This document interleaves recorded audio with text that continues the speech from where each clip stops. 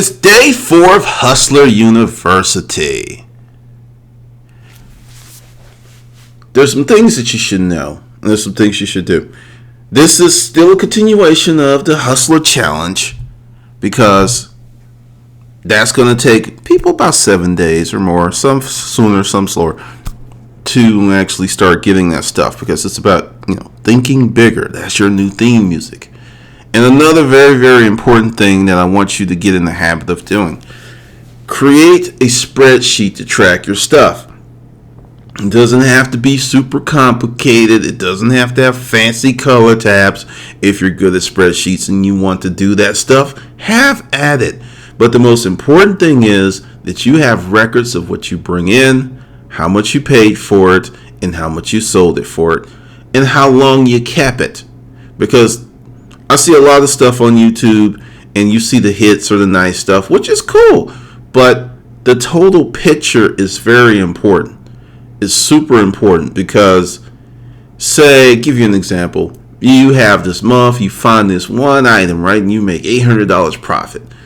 But you bought all this crap, and it really has negated that. It's not really an $800 profit, but many people do not track the money, do not track the income, the outgo, so they don't really know where they are. They just know in their head they're kind of thinking they're making money, but they can't do things that they want to do in life, which is a big sign that you're not making money.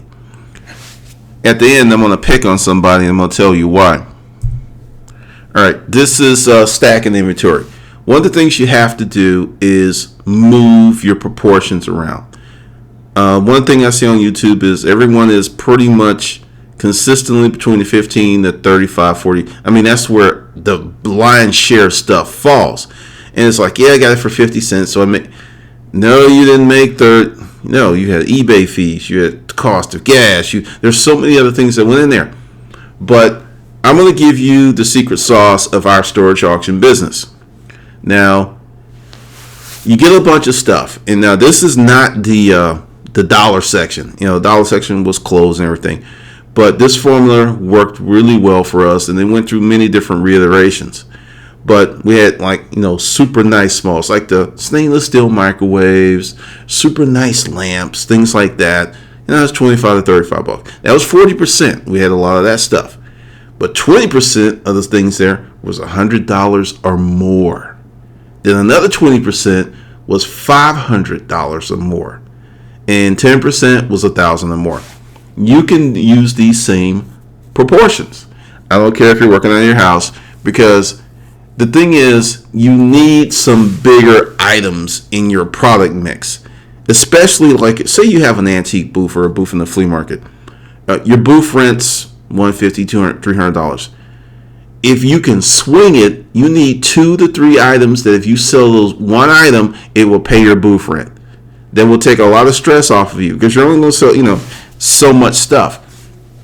And look at your proportions. I mean, you can have what I call cheap stuff, which is going to vary, because I've had an antique booth, and I don't tell that to a lot of people, because the ones around here are so far out, and you have to go back and refresh your booth and do stuff, and it's like, it's fun, but it's not a passion. I did it for a little while, but it was just like But I saw it all the time that people had all of this stuff in there, and if everything sold, they couldn't pay their rent. It's endemic. You see that stuff, but you really, really have to think about the proportions in the inventory, because when you start to study the numbers, you'll start doing different things, such as certain things you'll see, and you can make a little money, but you're like, you start asking yourself, is that really worth my time? And this isn't being elitist, because money's money, but time is more important. If you want to get to, and this is the Hustle U, getting to a 6-figure income, you're not going to get there unless you sell a massive amount of $3 to $20 to $30 items. You're going to need bigger items, bigger services. And it's out there. It is totally, totally out there. So when you're doing, your hustle challenge and you're getting stuff, don't say, just give me the small stuff or the clothes, or no. I mean, if someone's like, hey, I got a refrigerator in the basement and one that works, that's an item. You could probably, even if it's an old dusty, crusty one, I mean, it's $50, $80. If it's a nice refrigerator, $150, $200. That's the type of stuff that I wanted to get you into it, because just a quick story on a weekend in the warehouse, we were just selling dollar stuff. We were about 3,000, which was kind of like a disappointing day.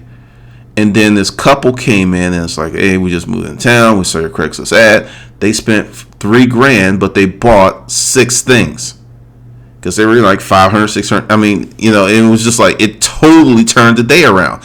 But it would have not happened if we didn't have the inventory. So you got to think about that. And another thing, there's some of you who have houses, and this is just really, really quick. I'm going to talk about this in the same vein. There's not a slide for it. But a quick way for you to get in a warehouse is to rent a storage unit. And this is how you do it. Whatever items you have in the storage unit, you already have them packed up. Get your boxes from the postal service, because the thing is, they'll give them to you for free. They'll even ship them to you. Get those boxes. And, you put your premium stuff in there. You don't have ticky-tacky dollar stuff. Say the threshold. Everything in the storage unit is a $50 sell. Okay? Everything is a $50 sell. $50 or more. You put it in a box. You don't close it up, but you put it in a box, and on one of the flaps, you do pack it. If you need bubble wrap, whatever, you have all that stuff. It's ready to go. And you leave the flaps open. But you leave tape and stuff in the storage unit. And I've done this before. So when it sells, you print up the stuff at your house, you drive to the storage unit, you get the item, you close it up, you seal it up, you get it ready for packaging, and on the wall of your storage unit, have a list, an inventory list of everything's in that unit. You have one in the storage unit, and you have one at home. So when you go to that storage unit, you take a big red pen or whatever, and you draw a line through that item because it's no longer in your inventory mix.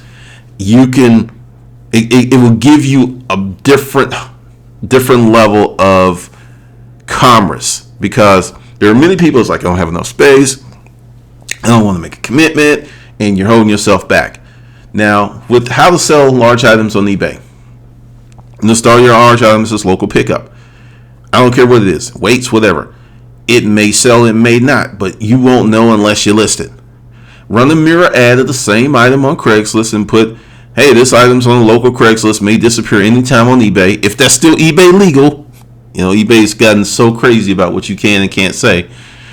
And I know from experience, people will travel for a deal or a highly desired item. I've had people come from New York, from as far away as New York, and as far away as Texas to pick up stuff. And sometimes, it was a little different for me since we're at the warehouse, because I had this one lady, she bought this antique dining room set. She gave me my price, $1,100, but she said, my husband and I are going to Florida to visit our kids. And we have an RV and a trailer, and we would like to come by and pick it up on our way to Florida, which is like 6 weeks away. And I was like, oh, no one was buying it. And I was like, okay, well, she came actually in 5 weeks. They loved the table, and she ended up buying another $2,000 worth of stuff. So understand, when you put something up big, people may travel. I had a guy from North Carolina come down to get a stackable washer and dryer. I had a guy to come down and get I bought a unit that had a bunch of gym equipment. I had a guy from, I can't even pronounce it, some town in Ohio. He came with a truck, trailer, and guys, and moved all that heavy. I mean, seriously. So don't be afraid to put big stuff up on eBay, and just local pickup only. I know back in the day, eBay was kind of funny because they would put like free shipping there when it was local pickup, and I was just like, no, it's local. I mean, you had to be real. It was, people are like, yeah, I'm in Russia and I want this refrigerator. I mean, it was just stupid. It was really stupid, but I think they fixed that now. Let's talk about taxes. There's this misconception that you only pay taxes if you sell 200 items or, $20,000. No, those are reporting thresholds for eBay and PayPal. If you had a weekend at the flea market and you made $400, $500, guess what? You've entered the realm where you must pay taxes. So next week, just to make sure you understand me correctly, if next week you only made 100, well, you made 400 plus 100, so you're 500. You are still in the tax range. You're still in the tax range. It's ridiculous. Now, let's talk about paying taxes and not paying taxes. Let's be really honest here. There's a lot of people that are going to sell at the flea market, garage sales, and they're not going to pay taxes. They're just not. So be really careful with that. Be very careful with that, because our country's in trouble financially, and they're looking at any and every way to get money. And that's one of the reasons that this thing came on, because the days of doing the stuff that I did and got away with are over. There were so many things I did that you just can't do because everything's so transparent and so many people are watching now. Back then, it's like, you selling eBay? Get a real job. They didn't know. They really didn't know. Now those folks are like, hey, could you teach me how to sell on eBay? It's like, well, I don't sell on eBay anymore. But some, help me out. I need to sell some stuff. So understand, if you're making money, you got to pay taxes. Be real careful. That's the reason I'm talking about looking at the corporate structure, putting this stuff together, because by going in the matrix and learning the matrix rules, you can make them work for you. Now, this is super big. No one talks about this. They talk about, I bought something for 50 cents and then made $30, or I got this for 50 and then made $100. That's all well and good, but those are one-off items. The true health of your business is going to be determined by your gross profit margin.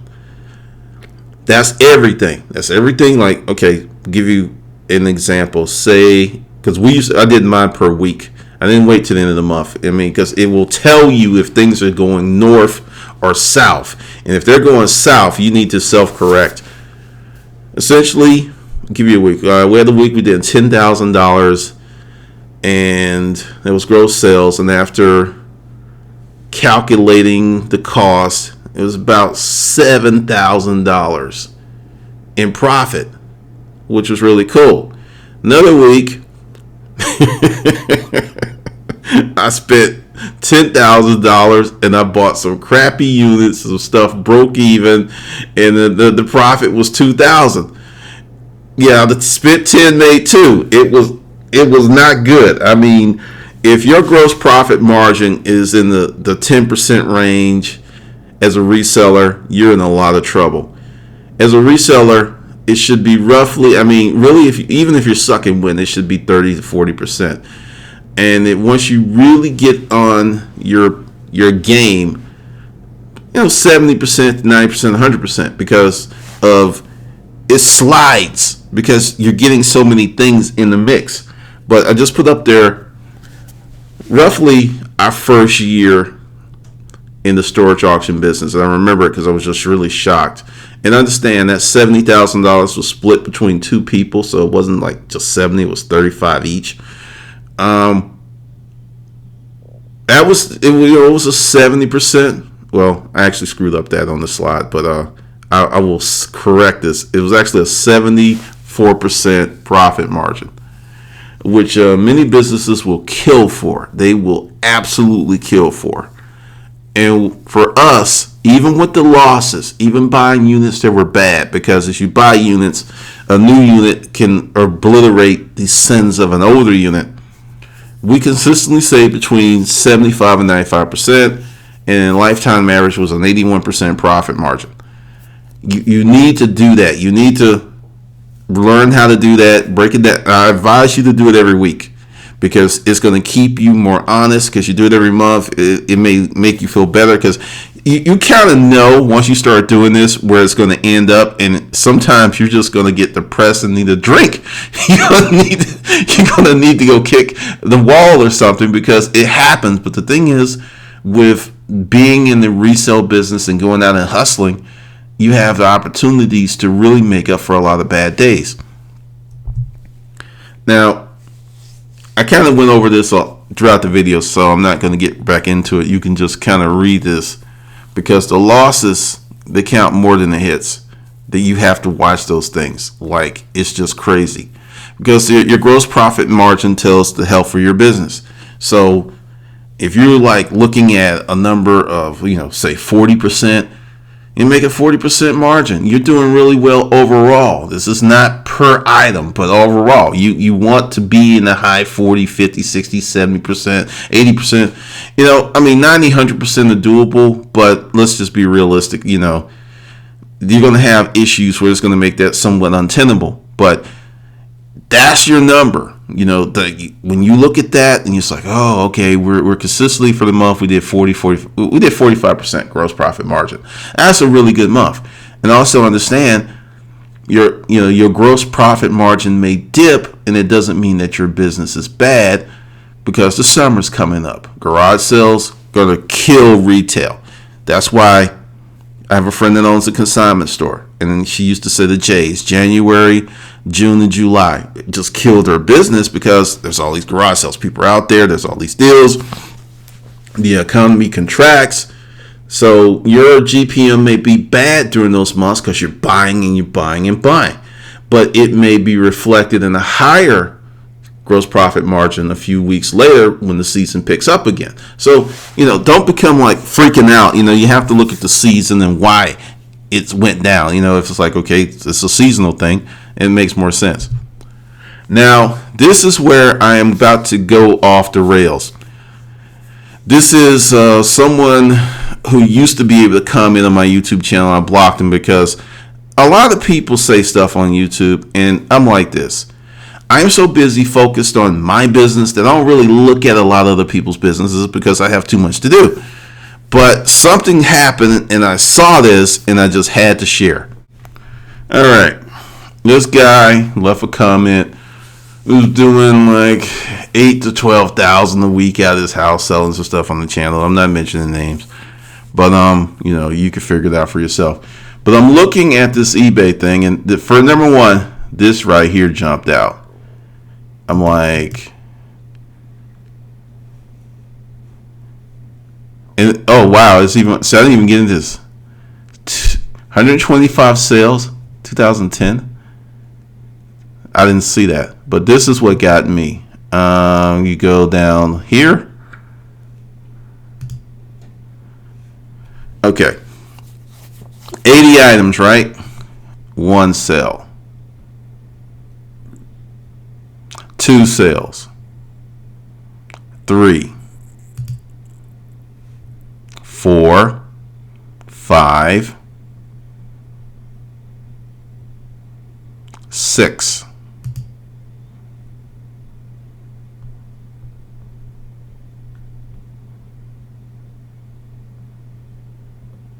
7.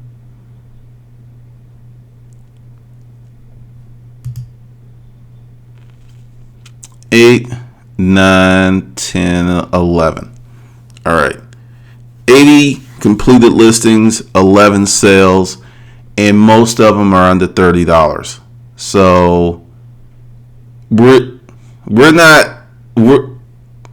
it's like $207 out of 80. This is, let's see how, this, that's it. Now, the reason I did this, because I didn't really get into the sell thing, is if this person was doing the things that I was doing and on the level that I was doing, certain things would not be in these listings. Like, number one,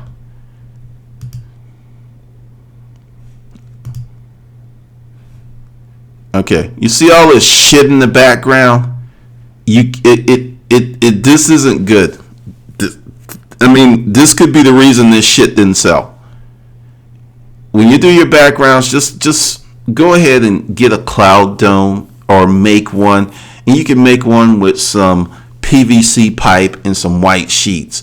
And it'll give your item that nice white look on Amazon. It's real cheap. You can do it because this right here is some shit. I got pissed when I saw it because I'm like, I talked to the guy. And like I said, I never looked at his stuff. But if you have done eBay the way that we used to do eBay, it's going to be a form of evolution. Like, okay, one, this is a cheap camera. You can barely make, it's just,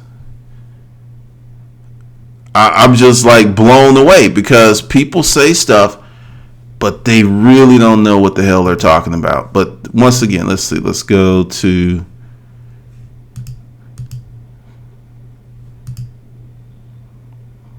This is about the best picture on here. And it's bad because when you put your pictures up, you don't want anything to distract from your item. You really don't. I mean, if it's something you can put in the background to kind of enhance it, because anything that's in the picture, and people on eBay were like, well, it was in the picture, and I know it wasn't in the description, but it was in the picture, so I want that put in the box too. I had that happen once, and the guy went to eBay, and they agreed with me, but it was crazy. Okay, this is horrible. Don't do this if you sell on eBay. You can go to Target. You can go to Staples and get the big poster board and kind of create a photo area. Just tack them up on the wall. I mean, it's just gonna look. This is horrible. But the things that stand out is, one, there's not enough stuff listed. Two, let's go back to the inventory stack. Look at the prices here. Look at the prices. This is okay. You can get and I'm gonna show you something else too. Watch this. I'm just, because I sold so much stuff. Watch this. Just freaking watch this. All right. $19, $39. That one's now these are new. All right, there's the used ones. $49. And let's do this, because those dogs. Let's see what's the condition.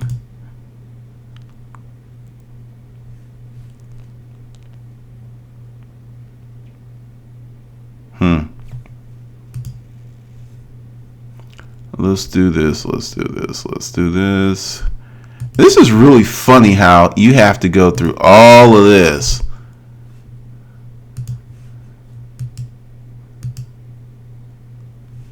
All right. $45, $39. Nice, but these are new. The ones that you're selling are used. Oh, here's someone that's kind of close. $60. $34. Let's go and see why did these go for $60. Okay, they're Gore-Tex boots.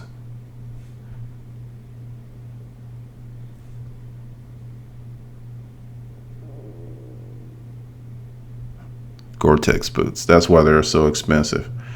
But February 24th. And these.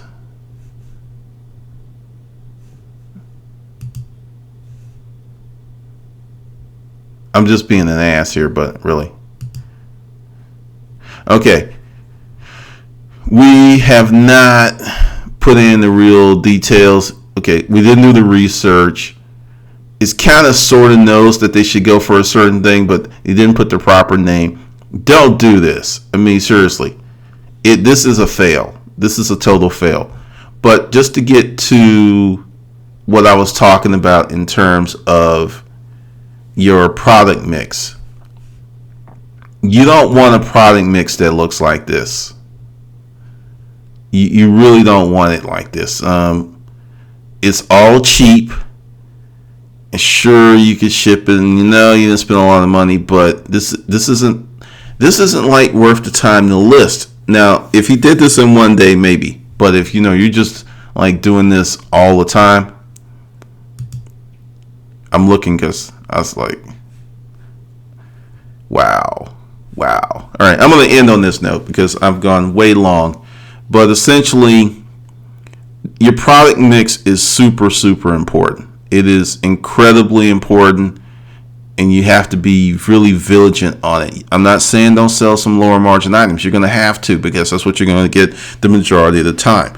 But I didn't see any $100 items. I didn't see any $500 items. I didn't see any $1,000 items.